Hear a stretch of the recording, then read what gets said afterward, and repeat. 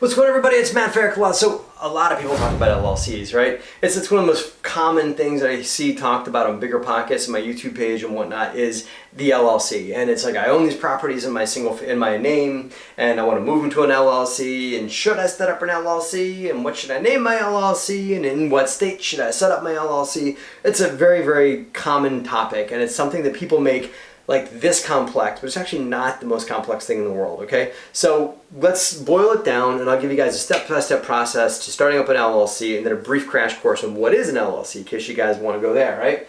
First and foremost, I am Matt Faircloth, but I'm not Matt Faircloth Esquire. I'm not an attorney. I'm not a CPA. I'm just a real estate investor dude, okay? So the advice I'm giving here, and Bigger Pockets is also not an attorney as well. So just disclaimer, disclaimer, disclaimer. I'm not a lawyer, and neither is Bigger Pockets. And so what I'm giving you is not legal advice. It's just my personal opinion on LLCs and on my experience as an investor. Okay, you guys need to talk to, and this is the first step. Talk to a CPA. Okay. And I know, they're not operating for free. They may charge you this thing called money. You might have to actually pay them for their advice. They might not give it for free. This video is for free, and that's okay. I'm happy to give it to you for free. But a CPA may want to check, and another person that's going to want to check that you're going to have to write is a lawyer, okay? These two people require checks for them to give you advice, and that's okay, because it's okay to pay professionals for advice. So don't use just this video as your means for understanding an LLC or what an LLC should and shouldn't do. This should be chock full of good stuff for you, but please talk to a CPA and a lawyer about LLCs and what your financial needs are, and your tax liabilities are, and what legal ramifications you may have for setting up an LLC. Please, please, please, I beg of you. And they're just good people to have on your team that you use regularly, and you gladly pay them for their very, very good advice when you use them. Okay? Because I'm not a lawyer, I'm not a CPA. All right? Okay. So first step in setting up an LLC is understanding this. Okay. But before I even go there, let's talk about what is an LLC, okay? An LLC is a limited liability company. That's what it stands for, a limited liability company, okay? I'm not sure why they call it that. But it is the most commonly used vehicle for owning real estate, okay? So there are other type of corporations you can use. You can use something called a C Corp. You can use partnership, you can use LP, you can use all kinds of different stuff. And you can even use something called an S Corp. Okay, an S Corp is something that some people hold in real estate. And again, not a CPA, but here's how I understand it.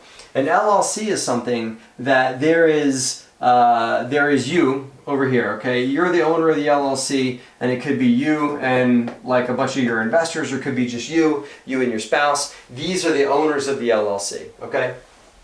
And then there is real estate over here. There's a business. There's events that happen over here. Okay. If this thing over here makes money, the LLC just passes that income directly through. If this thing over here loses money, okay, which it can do, as let's say this is a single family home, okay.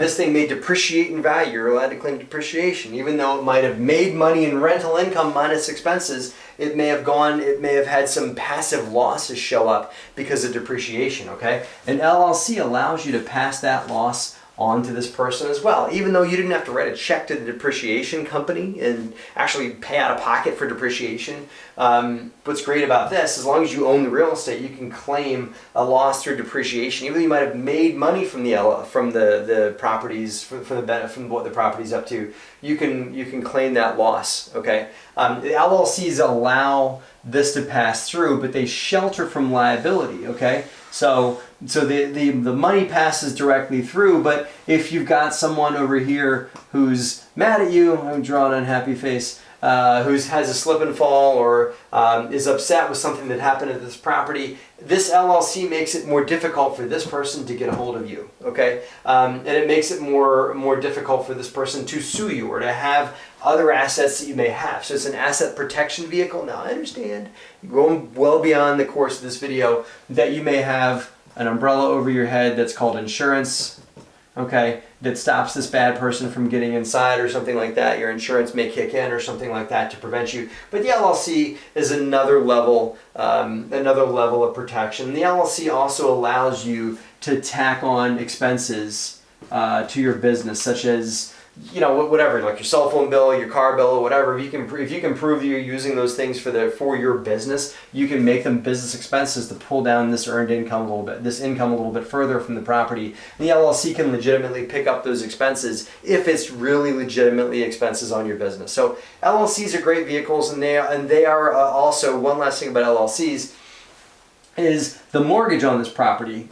Okay, on this property, if it's owned by an LLC, does not show up on this person's credit report as a mortgage in their name because it's it's on this property. Now, this person may have to personally guarantee that mortgage, but that personal guarantee does not show up on their credit report. Okay, so LLCs can also shield your credit from the debt that you're taking on. I have a lot of properties in apartment buildings and all kinds of all kinds of wacky properties that I'm the guarantor on, or that I'm the sponsor on, or owner on, or whatever it is. But none of those properties show up on my credit report because they're all owned in LLCs, okay? So that's why you want an LLC, okay? Now, let's talk about the ways about how you set up an LLC once you've decided you want one. Let's talk about how to set it up, okay? First thing you do, like I said, you talk to these awesome people, CPA and a lawyer, and you get yourself set up. And you talk to your CPA, by the way, about this, an S Corp, which is not something we're going to get into today. This is something that you would want if you're more of a fee-based organization, like if you're doing lots of fix and flips, like if you're doing, like let's see, fix and flips, or if you're taking a lot of fees in your company that are not passive losses and stuff like that, then an S Corp is something you might want to look into as a way to effectively have a good tax strategy around fee-based organizations, okay? Another conversation, put that over there. I can do another Bigger Pockets video for you guys later if you want. Just leave a comment and I'll try and do that for you, okay? So the first thing you guys want to do is pick a name. And that sounds silly, and people are like, why would I, so what? I want to call it 123 LLC, right? Maybe, okay? You got to decide what the purpose of the LLC is. If the purpose of the LLC is just to hold that one address right there, that's all it's ever going to do ever in the entire world, then keep it simple. Name it the address that it owns, right? That's what a lot of people will do. Or name it, something that's kind of benign or whatever. But if the company is going to be something that's currently this big, but you want to make it your flagship, then make it this big, then be careful with the name. Make sure it's a catchy name that's easy to remember, and that kind of describes what it is that you do or whatever it is, okay? So there is more in a name than just a name, okay? And that's, make sure you name your LLC, okay? And then you want to check the registrar for the state, okay? Let's even go there. What state do you want to be in? Okay, pick that. Now, I typically will register my LLCs in the state where the property is. Some people are like, well, I go in Nevada, or I go in Delaware, I go here, I go there. Those are all different reasons. There are reasons from a tax perspective, some, but mostly it's a reason to prevent this angry person from getting a hold of you. That's why people set up their LLCs in different states, or use a C corporation that's a holding company for the LLC or whatever. Well beyond what I want to deal with. Again, CPA and a lawyer can tell you more about that. What I typically will do, just to keep things simple, is I will set up the LLC in the state that the property's in. So we have some property in Kentucky. I have an LLC. I have my LLCs that own those properties in Kentucky, set up in the state of, that's where they're registered, in the state of Kentucky. We have property in North Carolina, whatever state the property's in. That's what state the LLC gets set up in. You can also set it up in the state of your residence, and we'll get to why that is in a second. Okay. So what state it's in. Then you want to go to the registrar, the state registrar, okay? Different states call it different things, but you want to go to the state's website. So let's say the state of Kentucky, and you want to go to either the state of Kentucky registrar. Some states will call it their Department of State, and some states you register your LLC through the Treasury Department, okay? Every state's different. But you can surf around the state's website and find the link to register a business, okay? That's where you want to go, to register your LLC with that state, okay? So then you go and you search under there for that name. And if you're going to call it ABC LLC, then just make sure that name's available, and then you want to go and start the process of registering, okay? Okay? Now, you can do one of these two things. This doesn't matter which one of these two things you do first, okay? You register with the state. Okay, and that just requires just some filling out some paperwork and everything like that. Okay, these all things kind of run concurrently. Okay, so this doesn't have to be a step-by-step process, but this is all stuff you have to do all within a reasonable time frame of setting up your LLC. You're going to set up an EIN number. Okay, you do that on IRS.gov. Okay, that's free. Okay, this registering with the state will likely cost you some money. Most states that I do business in, it's somewhere between $100 to $200. Okay, to register you with the state. The IRS, getting the EIN number, this registration site with the state is going to ask you for this EIN number. But the reason why I do this first in my business is because I want to make sure that name's available. Because you can go to the IRS website, get your EIN for ABC LLC, and you go to the state of Kentucky and that name's already taken, right? Which means you got to go back to the IRS and get another EIN number and all that, right? So what I do is I make sure the name's available. I reserve it by registering with the state, and I get myself to the page where it asks me for the EIN number, because the state page on their website is going to ask you for the EIN number. So then I go get it. This takes about maybe 10 minutes at the most. Answer, like, they ask you a million questions, like whacked out questions, like, are you going to be selling tobacco and are you selling gasoline and stuff like that? And you can say, no, I'm not doing that kind of crazy stuff. And then you give them your information, because you have to give yourself as registered agent of the LLC. That matters less here. If you give them your social on the IRS website, it doesn't really matter where you live. And then you give this EIN number to here, okay? What matters more is the registered agent in the state. Now, remember I said about setting it up in the state that you live in? Okay. The state websites for registering an LLC are going to require that you have an in-state agent. Okay. Now, let's say it's in this. Let's just say you live in Texas. Okay. So if you live in Texas and you're setting up your LLC in Texas, either because the property you're buying is in Texas or because you're just going to run this global operation for real estate investments and it's all going to be centered around, you know, your home base of Texas, right? Then you set up the LLC in Texas. Fine. You can be the registered agent.